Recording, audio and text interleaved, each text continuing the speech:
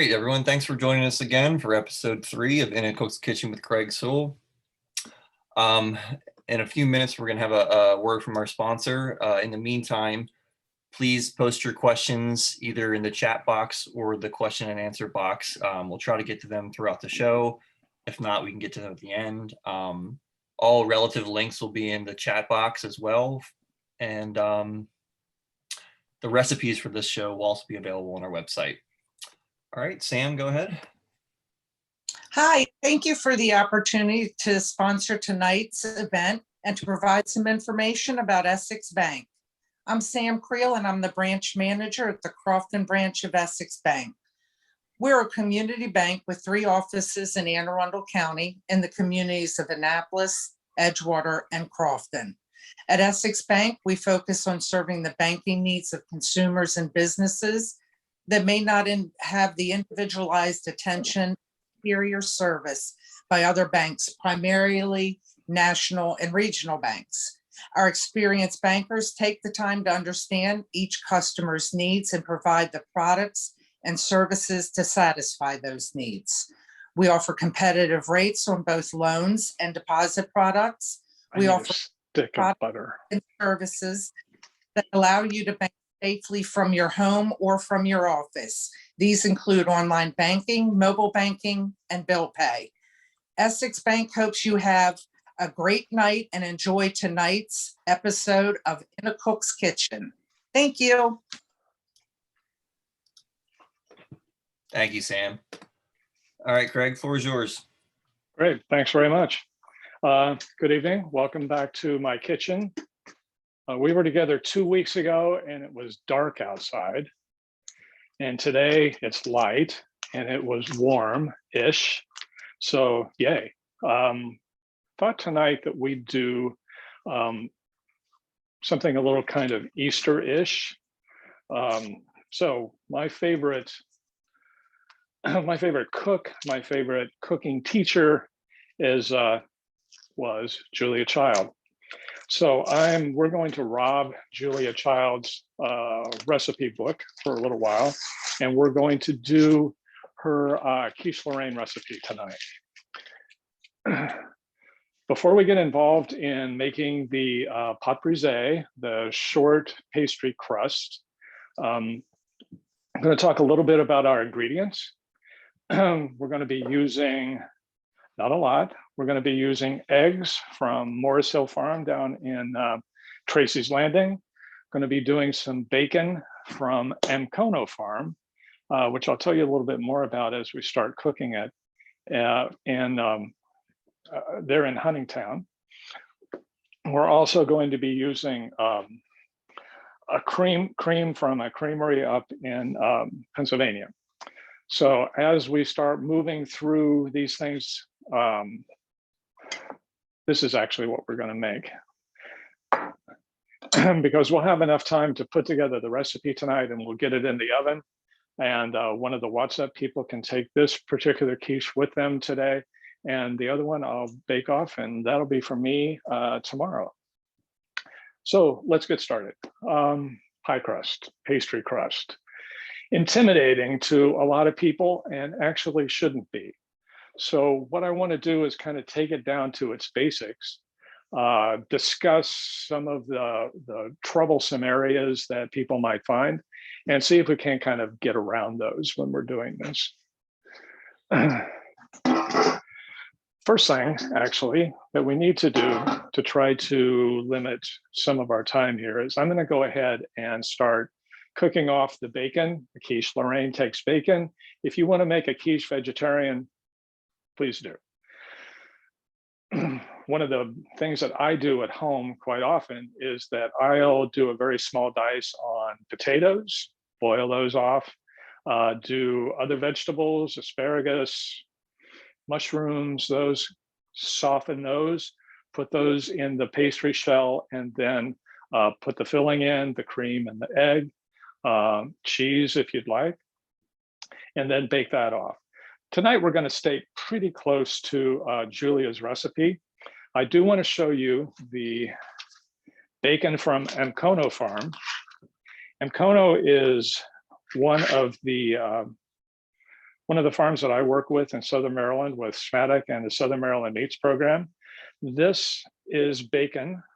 It's uncured and it's smoked, but this is bacon from a heritage type pig.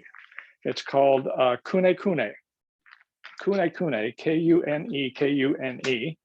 Kune kunes are actually originated in New Zealand. They are smallish type pigs. They are grazing pigs. So Amanda Hand and her husband Jason run Mkono Farm, and they actually spend a lot of time on the forage that they use for feeding these kune kune pigs.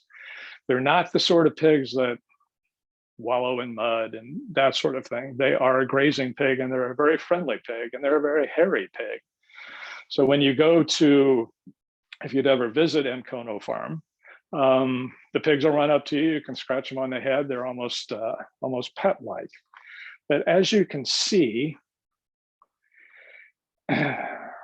this has, I would think, a couple of things that's going to jump out at you right away. One of which is that there seems to be a lot more fat on this bacon than there is on commercial type bacon. The meat is also kind of a ruby, dark ruby red color. It is just a fantastic tasting pig. These are the sort of pigs, and this is the meat from these pigs, is really prized to do charcuteries. So salamis, prosciuttos, those sort of things are wonderful with a kune kune because they have this luscious fat. Osabas are another type of pig, highly prized for doing what's called added value. So one of my projects in Southern Maryland is building a regional agricultural center, which we call the RAC, R-A-C.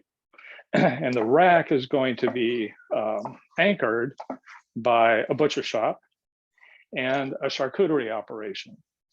And the charcuterie will be able to take meats such as this from Mkono and several other farms and be able to create these added value products that you've probably noticed in grocery stores these days, in the little packages for $6, $8, $10, $20 of very thinly sliced salamis and smoked meats.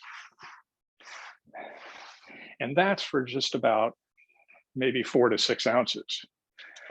An effective charcuterie program can take a pig that a farmer can normally sell for $800 or $900 at a farmer's market, be it pork chops or roasts or whatever, and turn it into a $3,000 pig by being able to add value to it. So one of the things I'm trying to do with the farmers in Southern Maryland is to take their great product, add increasing amount of value to it, and then putting that into the food chain under the Southern Maryland Meats label. So look out for that. So I have the bacon that's going to render there. If you're worried about all that fat going into your quiche, don't worry about it, because we're going to cook that off during the saute portion here. So let's get to work on our pâte brisée, or our short pastry crust. So I'm going to integrate actually 2 recipes, one of which Julia likes to introduce a technique called fraisage when she does it. And we'll do a fraisage at the very end of this. The actual recipe is from a woman named Kate Hill. Kate, I'm actually taking a cooking class from Kate right now. She has a small place where she does all sorts of wonderful things in southern France. And through the course of the year, because of COVID, usually people destination to her place, stay for a couple of weeks, learn how to make sausages, learn how to do all sorts of cool things in a very small place in southern France. Nobody could do that this year. Kate still needs to make a living. So Kate has started to do cooking classes, which I'm doing right now. And she did this pâte brisée in a tomato tart that I did a couple of weeks ago. And I like the crust so much that I'm going to incorporate it into this. So I think we're posting the recipes, first of which is we're going to do a couple of cups of flour. Now, those of you that have been with me a time or two know that I'm not a big measuring fellow, but when I bake, I do. So let's level off 2 cups of all-purpose flour.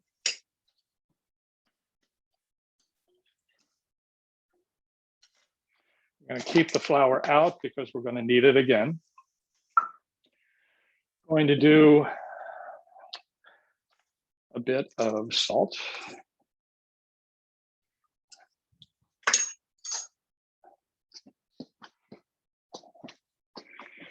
Another thing we're going to do, and Kathy, could you put some ice in that for me, please? Just right on the door.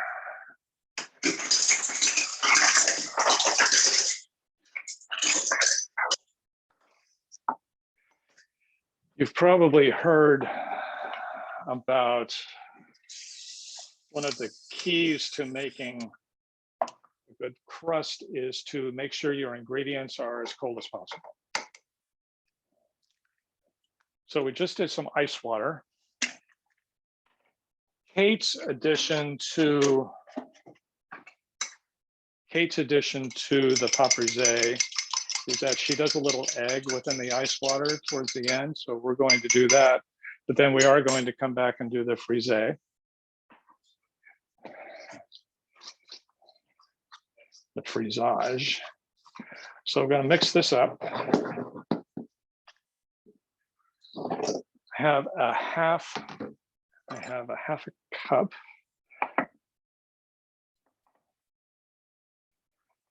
cold sweet butter, unsalted butter. Why do you use unsalted butter? Because how much salt is in salted butter? And the answer is nobody knows. So if we're going to add salt to our food, we might as well be in control of that. So let's cube the butter. Now, can you do this in a food processor? The answer is yes.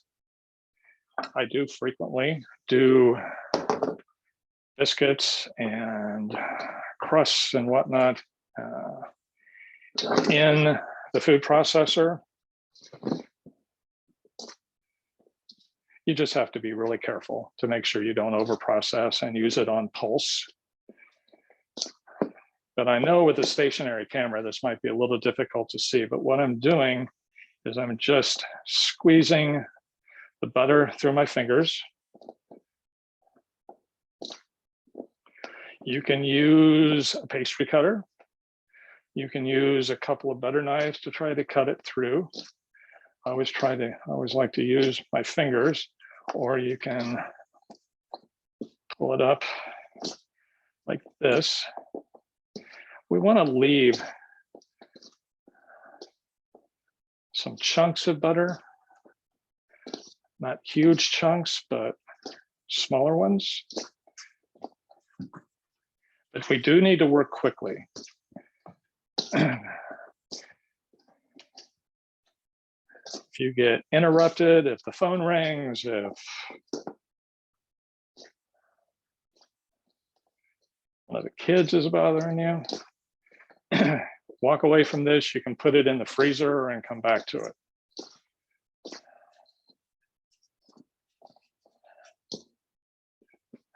Should have worn my white apron tonight.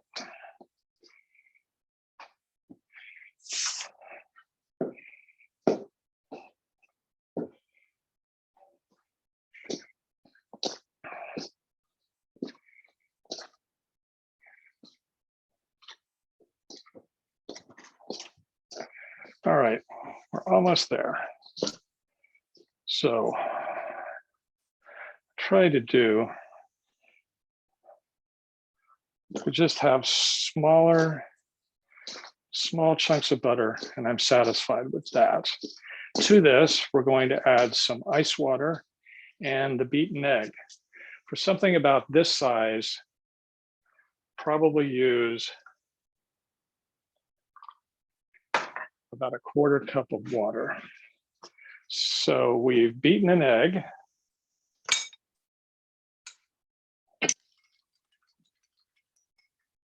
With the ice water.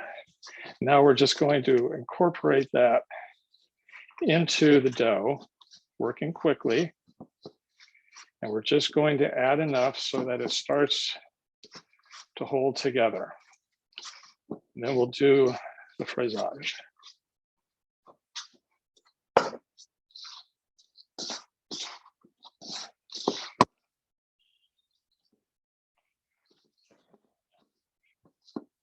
Let's give ourselves some room here.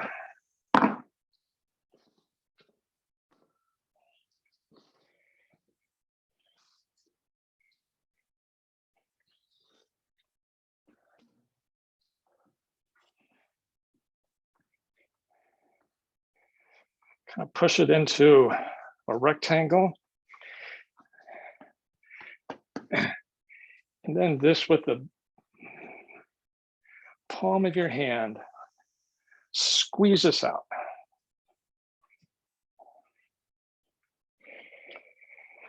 What that's doing is that elongating, it's getting streaks of butter. It's going to go through that and create a much more flaky crust. This is a very handy tool. Let's push the fraisage out again.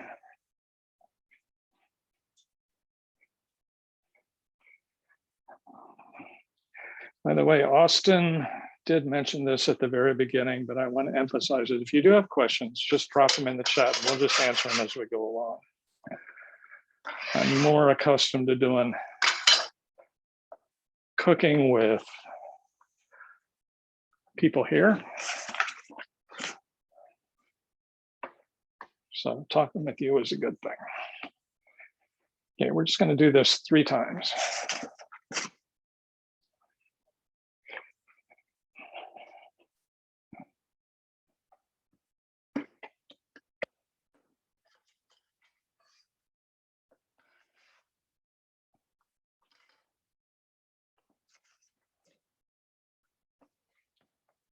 Okay, here we go. Now we also have bacon going.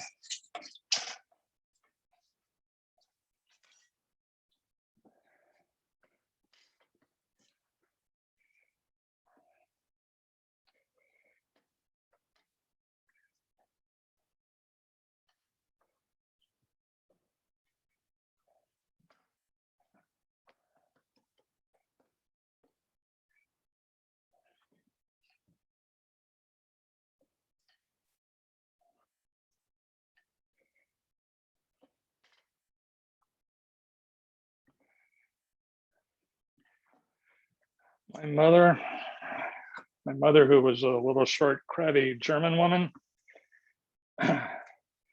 didn't do much cooking, but she made great pie crust. The reason it just occurred to me was that she had a rolling pin that she used every time, and she claimed that you were never supposed to wash your rolling pin, ever. She never did. She lived to be 88 years old. She never did. She never washed it. When she was done with it, she wrapped it up in what she called a Turkish towel and put it back in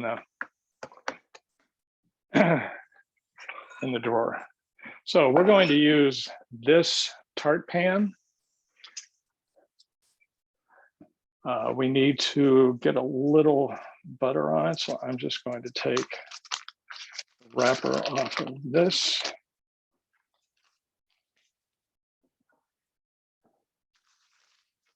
That.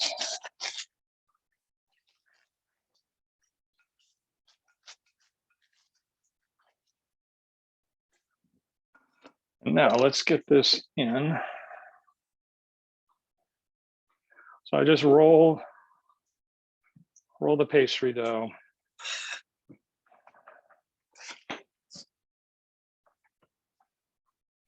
And then unroll it.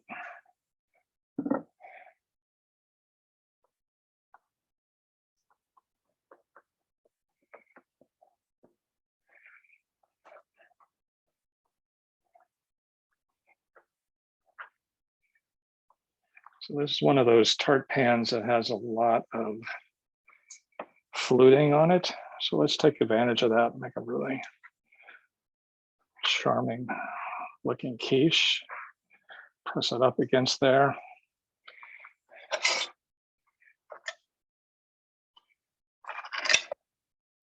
You can use your pastry scraper or the back of a knife.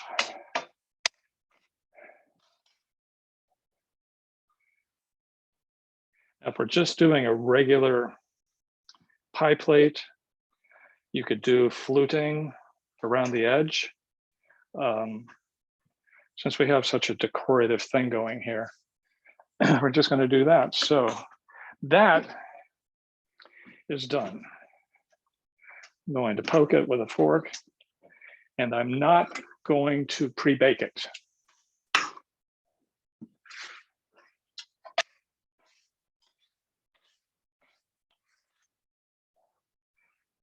Now, let's talk a little bit about eggs.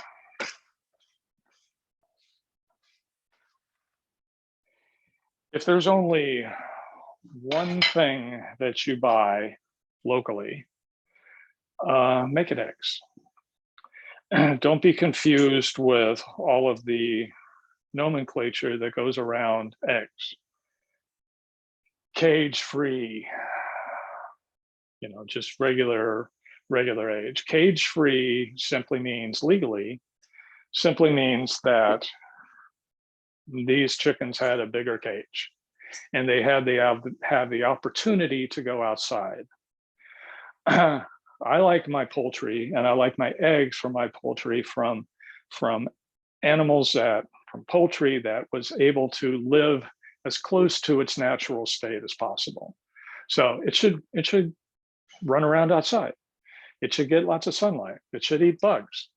It can go inside at night. It can go inside for protection from predators. But by and large, it should be able to lead a natural life, which gives you great eggs. The eggs that generally the commercially sold eggs, according to Michael Pollan in Omnivore's Dilemma, were laid somewhere between 6 and 8 months ago. These eggs, this being Thursday, were actually laid on Monday. You'll see, hopefully we'll see, that the yolks are a deep color. They have lots of antioxidants. They have, in general, about half the cholesterol that store-bought eggs do. These days, it's possible to buy decent pastured eggs.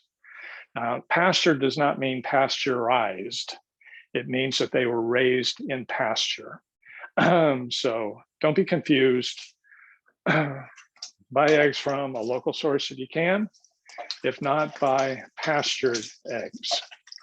Pastured eggs in the grocery store go for $5 or $6 a dozen, as opposed to $2 or $3 a dozen. Bacon is almost done. Greg, we had a question about the bacon. Yep. Do you always cook it in a pan or do you ever bake it in the oven? In the cafe, in the restaurant, I used to do it in the oven. I am not averse to doing bacon in the microwave from time to time if I'm in a hurry. Roughly about 45 seconds a slice. But more often than not, when I'm just cooking at home and for this limited size, yes, I do it. I do it here, but there's certainly nothing wrong with doing it in the oven. Put it on some parchment paper, something a little bit absorbent to kind of get the grease out of it, but yeah, doable. Bowl. So we're going to take 3 of these eggs.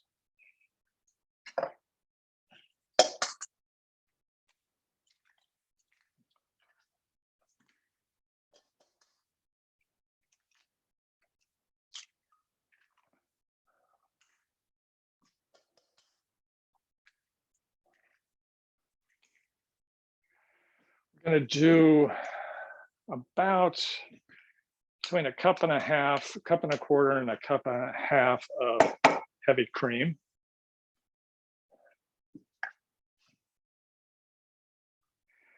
This is from a dairy in southern Pennsylvania. There are also some Maryland dairies can be used. South Mountain Creamery, for one, I know has been delivering to homes throughout this area for a couple of years. Okay, this is done.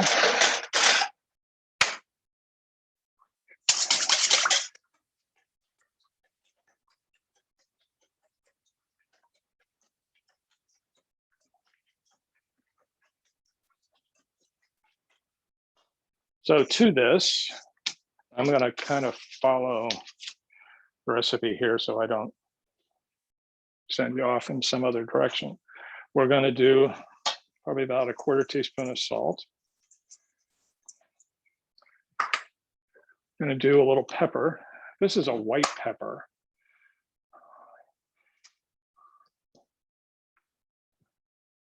Use a little, probably an eighth of a teaspoon of white pepper. White pepper tends to be very finely ground. I've really started to use it a lot when I'm doing something where I don't want pepper color to come in. So we do that, and some nutmeg. So we'll do about a quarter teaspoon of nutmeg.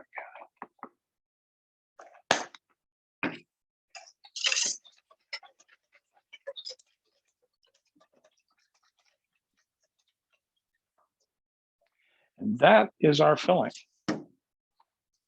Almost. If I make this dish here, if I make this dish here, I think a lot of people like to add cheese. It is not part of the classic quiche Lorraine recipe. The quiche Lorraine recipe is basically kind of a bacon custard, lightly flavored with nutmeg. We like to do like a Swiss or a Gruyere. This is a white cheddar. This is a white cheddar from a Southern Maryland creamery called Clover Hill. Clover Hill is Amish owned and operated. You may not be aware of the fact that dairies have had, and this is not attributable to COVID, for the last 3, 4, 5 years, dairies have had a really hard time. It is difficult for a small family-owned dairy to be able to sell their milk for a profit. Usually the commercial rate on milk is less than what they have invested in their animals and their farm and whatnot. Clover Hill Dairy has done what I am planning to do with the meat people in Southern Maryland, which is to add value to their product. So Clover Hill Dairy, which is outside of Charlotte Hall in St. Mary's County, 14 small Amish farms all formed a cooperative, and they contribute milk. All 14 farms contribute their milk to the dairy. So they're not in the milk business. They're in the cheese making business. And it started off small with Smadek's help 5, 6 years ago. They have expanded twice. They are now doing kind of a Latin type cheese for Jose Andres and his restaurants in Washington. And although the Amish community doesn't know who Jose Andres is, it's pretty remarkable, the reach, and they are extremely busy and very successful and do a wide variety of cheeses. So you don't have to buy a 5-pound block. You can go in and buy whatever you want. Just make sure you take cash, because the Amish just take cash. would add that right around the corner from Clover Hill is a group of Amish that I've been working with for the last couple of years to bring a USDA certified meat processing house to Southern Maryland. And 2 weeks ago, we received our final approval from the USDA. So they're manufacturing that. Okay, here's our pâte brisée. We're going to put our bacon in it. I'm going to try to show you that there's a lot of bacon fat here. And I'm going to put that aside and I'm going to put it in the refrigerator and I'm going to use that to cook with.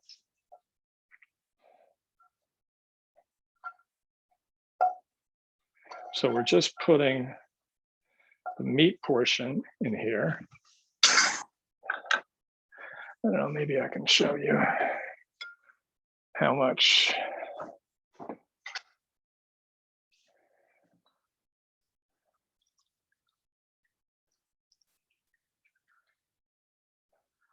So fair amount of some luscious fat.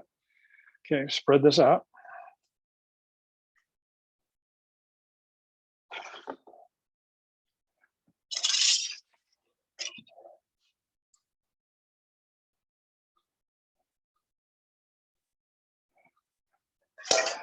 The oven has already been preheated to 375 degrees.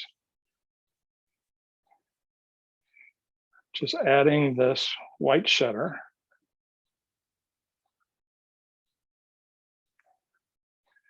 And into the oven it goes.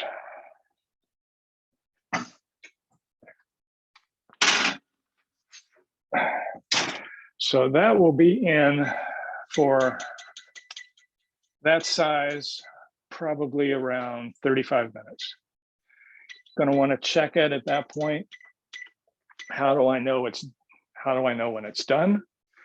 The top is going to start getting golden, but keep an eye on the center because generally a quiche will start to sink a bit after you take it out of the oven. So if you keep an eye on it, you'll see that the top of it starts to poof out and poof out and poof out a bit. It's going to get this nice golden color. And at a certain point, you're going to go, whew, it's done because it's so poofy. What you want to do is leave it in for probably 3 or 4 minutes more, just to get that center part of it as cooked through as possible. And then it comes out so that it's nice and even. So let's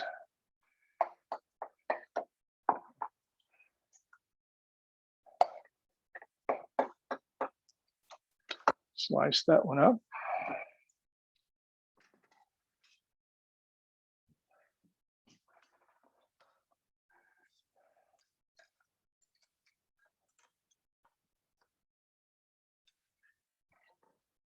Voila, it turned out nice. So voila, quiche Lorraine. Any questions? Did have one question about if you prefer to use freshly ground nutmeg.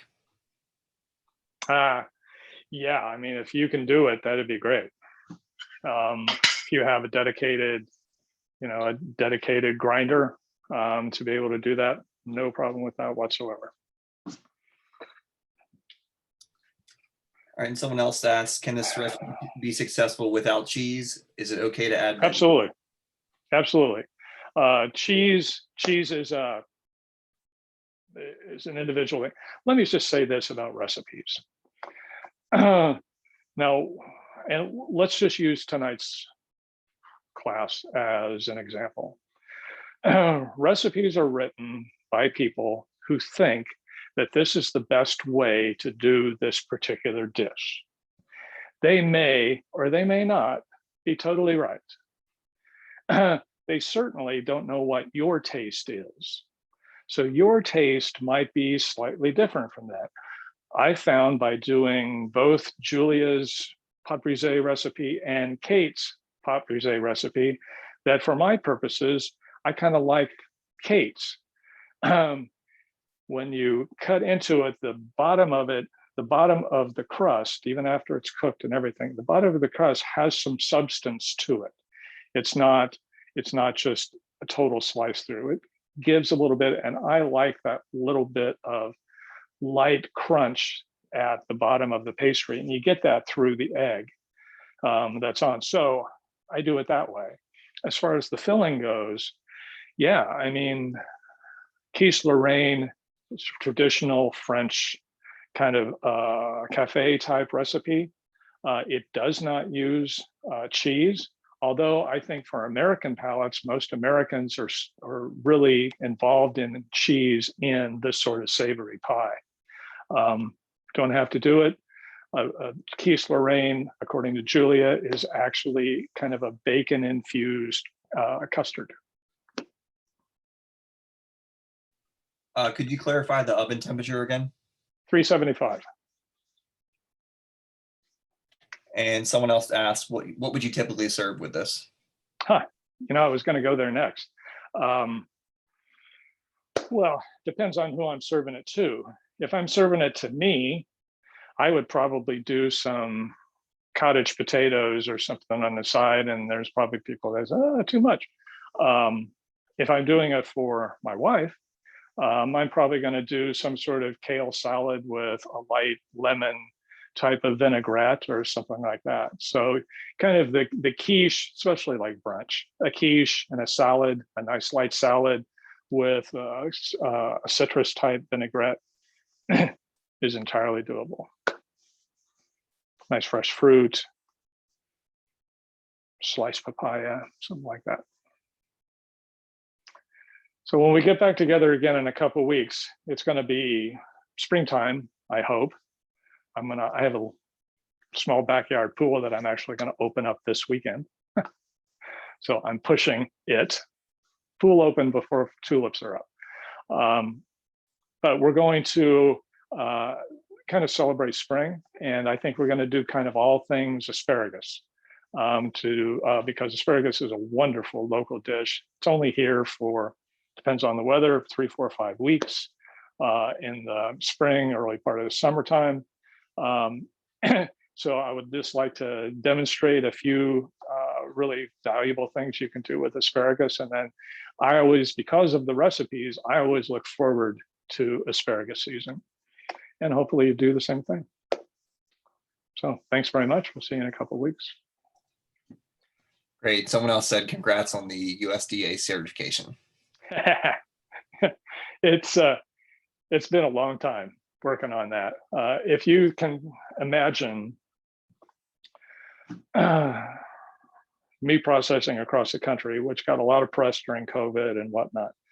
But if you can imagine creating a very small version of that with humane treatment of animals and all sorts of things, that's off the grid. So we're generating all of our own power there. So no electricity. It's been a challenge, but they've been up to the task and we've worked very hard at it. So yeah, thanks. It's actually quite an accomplishment for them. Great. All right. Sam, you want to close this out? I sure will. I hope you've enjoyed tonight's In a Cook's Kitchen. Essex Bank is very happy to sponsor this session, and we hope you enjoyed it and learned things along the way. Please keep Essex Bank in mind when you're ready to start your kitchen renovation, household project, or to make another large purchase. We've got loan options to meet anybody's needs. Even if you don't anticipate the need to borrow money, Essex Bank can still help you. Let one of our experienced bankers help you create financial solutions to your financial goals. We'll help you reach your goals from basic products like checking and savings up to creating investment plans and strategies. Call one of our convenient offices located in Annapolis, Crofton, or Edgewater, or you can find us on the web at www.essexbank.com. And I hope everyone has a great evening. Great. Thank you all. See you in a few weeks.